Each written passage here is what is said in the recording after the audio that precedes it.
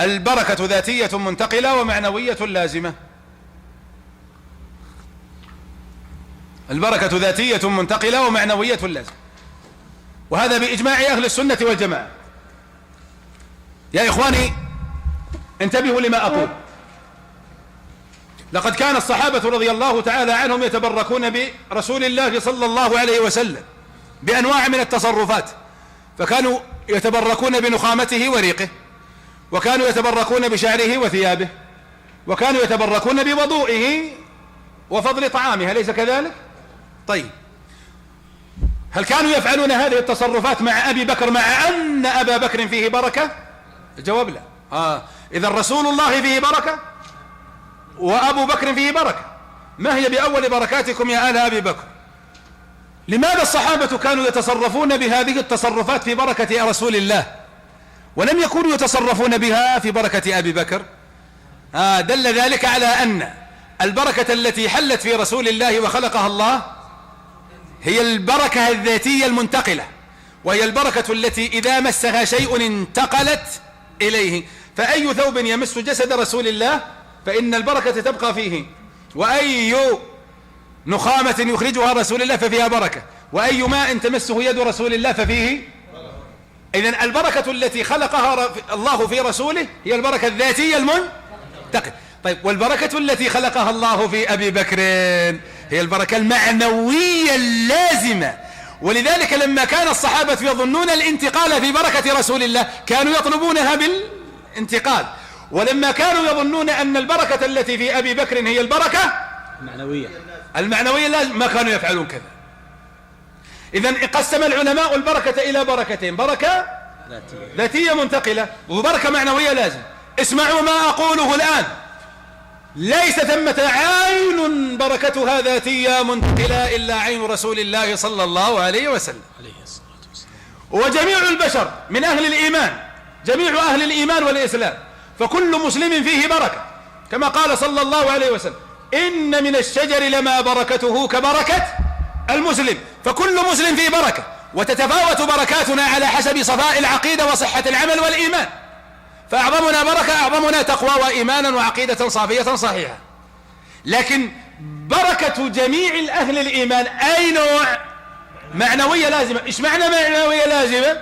يعني إياك أن تظن أنها ستنتقل في مخاط، ولا بتنتقل في لعاب، ولا بتنتقل في ماء، ولا بتنتقل في طهارة، ولا بتنتقل في ثياب. لا، تلك بركة من؟ رسول الله صلى الله عليه وسلم. فهمتم هذا؟ الآن أعظم البدع بسبب الخلط بين إيش؟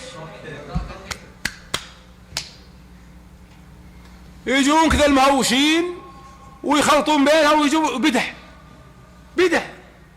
اسمع إلى بعضهم أو انظر إلى بعضهم وهو يمسح الحجر الأسود. طيب، الحجر الأسود فيه بركة؟ نعم فيه بركة. الكعبة فيها بركة، المسجد الحرام فيه بركة كله، لكن ليست البركة في كل عمود بحيث انك مسيته ولا لحسته ولا ينتقل. لا، بركة معنوية لازم، بركة معنوية لازم يفهمون الناس، لازم يفهمون الجميع، حتى ولو تصرفنا وتحركنا ببعض الحركات اللي ما تليق. المهم تفهم. أنا ما أبي أشرح معلومة إلا يفهمها الطالب. لو أجلس ليل الفجر اصبر جعلك تسلم، اصبر لا تستعجل عليه. خلنا تجده يمسح الحجر الأسود، ثم ماذا يفعل؟ ولو معه طفل صغير أعطاه حقه برضه تمسيح، ظنا منه أن البركة ذاتية منتقلة. هذا خطأ. طيب، بركة السحور كما قالوا أي عين بركتها معنوية. بركة السحور في تطبيق السنة والشبع والري، مما يدل على أن بركة ليست منتقلة أنك اليد التي تأكل بها السحور هل يبقى فيها بركة بعد أن الجواب لا. إذن ليست منتقلة. بركة ماء زمزم، لو مثلا عندك مواد زمزم وغطست يدك فيها ثم مسحتها هل تحل البركة؟ الجواب لا.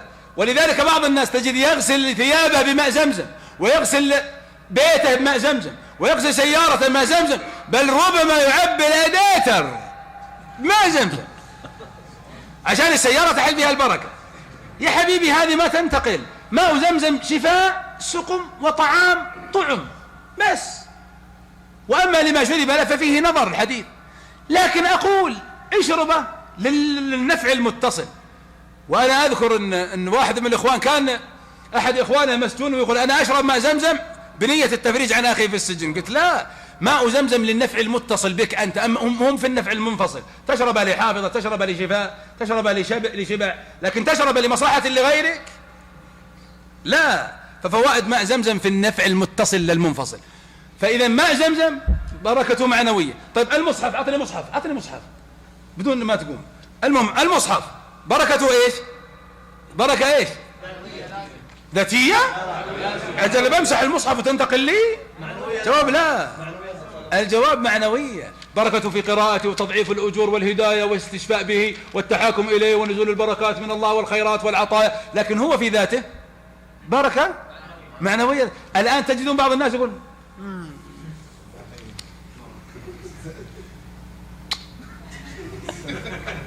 ظن منه ايش يا جماعة؟ أن بركة ذاتية. وبعضهم إذا قال خايف من الجن ولا شيء حطه جنب النوم وقال يا ولد يا ذكي، يا ولد يا ذكي، يا ولد يا ذكي، يا ولد. لا محبته تبركا لا، محبته تعظيما فعل ليس عليه دليل، لكن ما يدخل في باب البركة. لكن هذه أحوالهم. بل بعضهم رأيناهم يصلون في صلاتهم وهم يضعون ايش؟ ليه يا حبيبي؟ طيب هب أن ذبابة وقعت على أنفك فسقط المصحف، فهذا في إهانة للمصحف. وبعضهم يطلبون بركته بتعليقه على سبيل التمائم. أيوة حطها في السيارة عشان ما يصيب حوادث. كيف الذكاء وصل بهم؟ كل هذا ظن منهم ايش؟ أن بركة ذاتية منتقلة، وهذا خطأ. وإنما بركة. إذن الخلط يا شباب، الخلط هو الذي أوجب. هو اللي أنا أكتب في رسالة ذا اليومين، وهي أن سبب البدع كلها يرجع إلى أصلين: يا تفريق بين متماثلات ولا جمع بين مختلف. سبب البدع هالأصلين هذه.